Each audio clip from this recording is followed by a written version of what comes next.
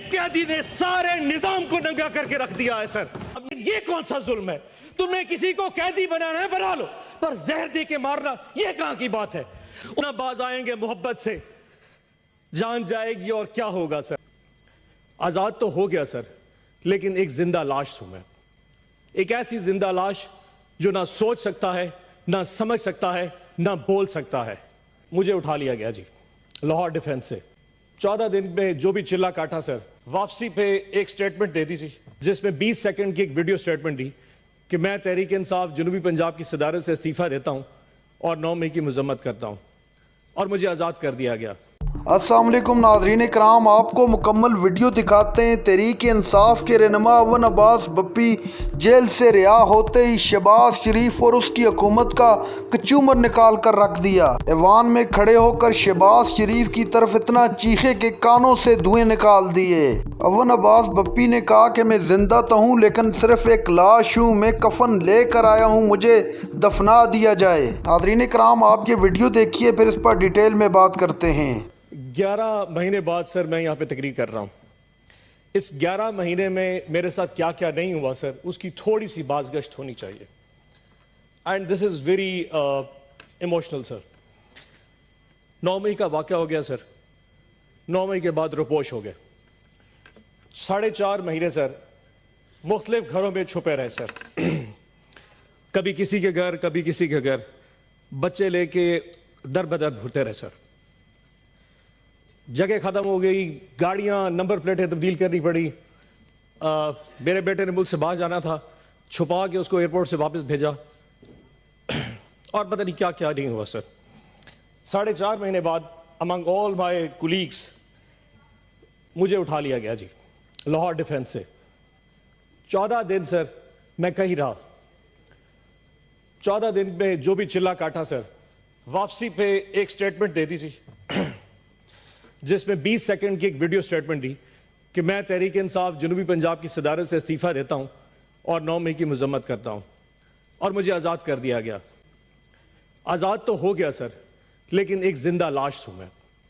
एक ऐसी जिंदा लाश जो ना सोच सकता है, ना समझ सकता है, ना बोल सकता है। मुझे नफरत होती जा रही है सर इस ऐवान में बैठ के, इस तस्वीर की तरफ देखते हुए, जो मुझे इस चीज का यकीन दिलाती है कि मैं आज़ाद हूं। मैं आज़ाद नहीं हूं। अगर मुझ में सोचने समझे की सलाहियत ये रियासत नहीं दे सकती, तो मेरा यहां जीने का हक भी नहीं बनता। कौन होता है कि मुझे डिक्टेट करे? हम ना बाज आएंगे मोहब्बत से, जान जाएगी और क्या होगा सर। मेरे अल्लाह के बाद एक कैदी मुझे मेरी ताकत देता है सर। वो जेल में बैठा जरूर है सर, लेकिन मुस्कुरा रहा है, इस पूरे निजाम पे मुस्कुरा रहा है। उस एक कैदी ने इस पूरे मुल्क को में असल हकीकी आजादी दी है सर। एक कैदी ने, 70 साल पहले कोई आजादी नहीं थी। उस एक कैदी ने 8 फरवरी को जो हमें आजादी दी है, वो इस कौम याद रखेगी उस कैदी को सर। उस एक कैदी ने सारे निजाम को नंगा करके रख दिया है सर। 8 फरवरी को, जब इससे पहले 6 महीने मैंने डिप्रेशन में गुजारे सर। जब 8 फरवरी को मैंने लोगों को निकलते देखा, जितनी कुछ प्री पोल रिगिंग की गई, हमारे कैंडिडेट्स उठा लिए गए, जल्द से जुलूस नहीं करने दिए गए, किसी कुछ भी नहीं करने दिया। लेकिन 8 फरवरी को जब आवाम निकली, वो नून लीग और पीपल्स पार्टी के जब उनके कैंप्स में जाके सर वहां से पर्ची बनवा रही थी, एंड पे जाके खौफ में जाके वोट इमरान खान के कैंडिडेट को दे रही थी, किसी बैंगन को, किसी जूते को, किसी सब्ज मिर्चों को, जो जो भी निशान थे। 5 बजे रात को कौम ने सोचा कि हमने अपना फर्ज अदा कर दिया। रात को कौम आई, सुबह 5 बजे तक पूरी कौम ऐसे जाग रही थी जैसे बैलेट बॉक्स के डब्बे उनके साथ पड़े हों, और वो कौम हिफाजत कर रही थी।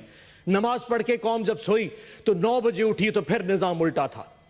जो सीटें हम 136-40 तक जीत चुके थे, वो वापस 100 पे आ गई, और आज वो सीटें कम होती होती 93 पे पहुंच चुकी हैं। ताज साहब, आप तो अपनी रोते हैं सर, हमारी सुनिए कि जिन लोगों के पास फॉर्म 47 इशू हो गया, फॉर्म 45 तो प्रिजाइडिंग ऑफिसर से लिया ही नहीं गया। रिटर्निंग ऑफिसर ने बगैर फॉर्म 45 देखे फॉर्म 47 के रिजल्ट्स इशू कर दिए। फैसला पहले हो चुका था कि किसको किस औकात पे रखना है। हमारी औकात भी डिफाइन कर दी, लेकिन हमारी औकात से हम बाहर निकल चुके थे। फॉर्म 47 इशू कर दिए गए सर। उसके बाद कैंडिडेट्स को कहा कि अगर तुम लोगों ने नून लीग या IPP जाना है तो जाओ, अगर नहीं जाओगे तो फॉर्म 47 भी चेंज कर देंगे, तुम्हें रिकाउंटिंग में हरवा देंगे। 10 से ज्यादा हमारे MPAs इस वक्त नून लीग को ज्वाइन कर चुके हैं। सिद्दीकी साहब, इरफान सिद्दीकी साहब, 10 से ज्यादा हमारे आजाद PTI के इंडिपेंडेंट जो हमारी टिकट पे निशान नहीं था उनके पास, जो जीत के इमरान खान की फोटो लगा के आए थे, वो इस वक्त आपके कैंप के बैठे हैं। ये कौन सा कानून है? ये कौन सा एथिक्स है? वोट इमरान खान का लिया 10। अफलान साहब बैठ जाए, तकसीम रखें। बोल लेना अफलान, अब इस वक्त कोई बात। अफलान साहब तशरीफ रखें। जीशान साहब बैठे। अफलान साहब, सेनेटर साहब, अपनी तकरीर बटन दबा। सेनेटर साहब अब अपनी बारी में बोल रहे हैं।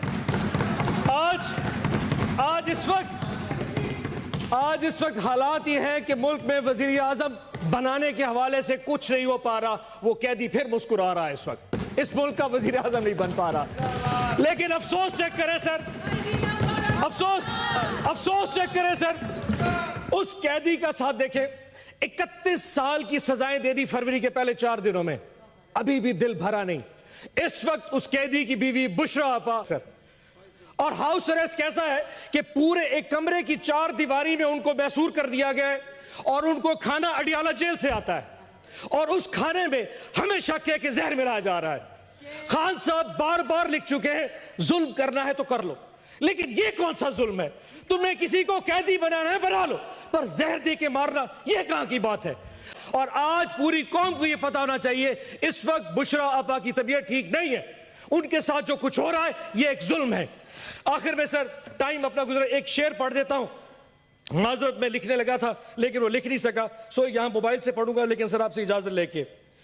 कुछ लोग तुम्हें समझाएंगे, वो तुमको खौफ दिलाएंगे। कुछ लोग तुम्हें समझाएंगे, वो तुमको खौफ दिलाएंगे।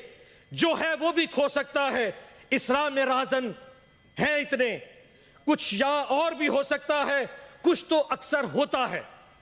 कुछ और यहां हो सकता है, कुछ और तो अक्सर होता है, पर तुम जिस लम्हे में जिंदा हो, ये लम्हा तुमसे जिंदा है। ये वक्त नहीं फिर आएगा, तुम अपनी कर गुजरो, जो होगा देखा जाएगा। पाकिस्तान जिंदाबाद, इमरान खान जिंदाबाद। नादरीन इकराम, आपने वीडियो देखी। अवन अब्बास बप्पी ने ऐवान के अंदर खड़े होकर शहबाज शरीफ और उसकी हुकूमत का कच्चा चिट्टा पूरी कौम के सामने रख दिया। अवन अब्बास बप्पी ने ऐसे सबूत दिखाए कि सब लोग हैरान रह गए। कहा कि फार्म 47 से जीते हुए लोग आज हमें आंखें दिखाते हैं, इन सब का इसको हिसाब देना पड़ेगा। अवन अब्बास बप्पी तकरीर के दौरान इतने जज्बाती हो गए कि रोना शुरू कर दिया। पूरा ऐवान हैरान रह गया। अवन अब्बास बप्पी ने रुकने का नाम तक न लिया।